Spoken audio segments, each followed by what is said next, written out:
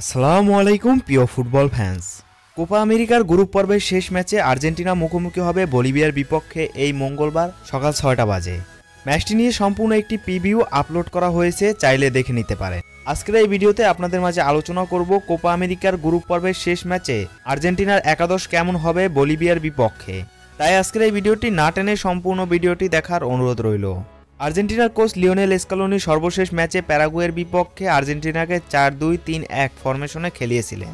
সেই ক্ষেত্রে বলিভিয়ার বিপক্ষে আর্জেন্টিনার ফরমেশনে পরিবর্তন আসবে, পাশাপাশি কিছু নতুন প্লেয়াররা সুযোগ পেতে পারে।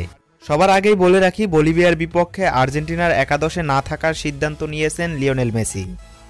একটানা ম্যাচ খেলে যাচ্ছেন, পাশাপাশি হালকা একটু ইনজুরি রয়েছে তার, তাই বলিভিয়ার বিপক্ষে লিওনেল মেসি বিশ্রাম নেবেন।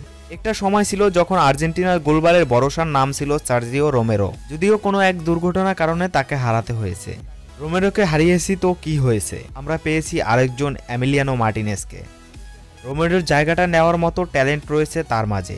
বরাবরের মতোই এই ম্যাচটিতেও গোলবারের দায়িত্বে থাকবেন এমিলিয়ানো মার্টিনেজ। ডিফেন্স লাইনের কথায় আসলে শুরুর একাদশের ডিফেন্সে রাইট ব্যাক পজিশনে দেখা যাবে নাউয়েল মলিনা অথবা মন্টিয়েলকে। দুইজন সেন্টার ব্যাক নিতে পারবেন লিওনেল স্কালোনি, যেখানে ক্রিস্টিয়ান রোমেরো অটো চয়েস। আরেকজন সেন্টার ব্যাক হিসেবে এর আগের ম্যাচে খেলেছিলেন জার্মান পেজ্জেলা, মোটামুটি ভালোই খেলেছিলেন, তবে এই ম্যাচটিতে তার জায়গায় লিসান্দ্রো মার্টিনেজকে দেখা যেতে পারে। এবং লেফট ব্যাকে এই ম্যাচটিতে থাকবেন মার্কাস আকুনা। এটাই হতে পারে বলিভিয়ার বিপক্ষে আর্জেন্টিনার সম্ভাব্য ডিফেন্স লাইন। দারুণ একটি ডিফেন্স লাইন হবে আশা করি বলিভিয়ার বিপক্ষে। এই ডিফেন্স লাইন থেকে কিছু পরিবর্তন আনতে হবে দ্বিতীয় হাফে।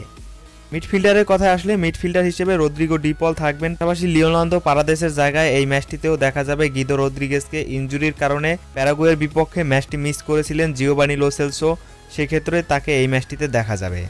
ফরওয়ার্ড লাইনে লিওনেল মেসি এই ম্যাচটিতে বিশ্রাম নেওয়ার সিদ্ধান্ত নিয়েছেন।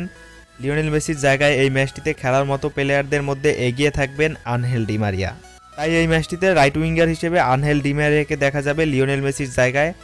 ম্যাচটিতে সেন্টার ফরওয়ার্ড হিসেবে আরও একটি সুযোগ পেতে পারেন সার্জিও আগুয়েরো। এই ম্যাচটিতেও লাউতারো মার্টিনেজকে বিশ্রাম দেওয়া হবে।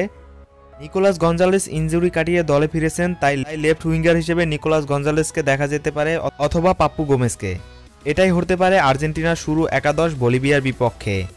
পাশাপাশি কিছু পরিবর্তন আনতে হবে দ্বিতীয় হাফে।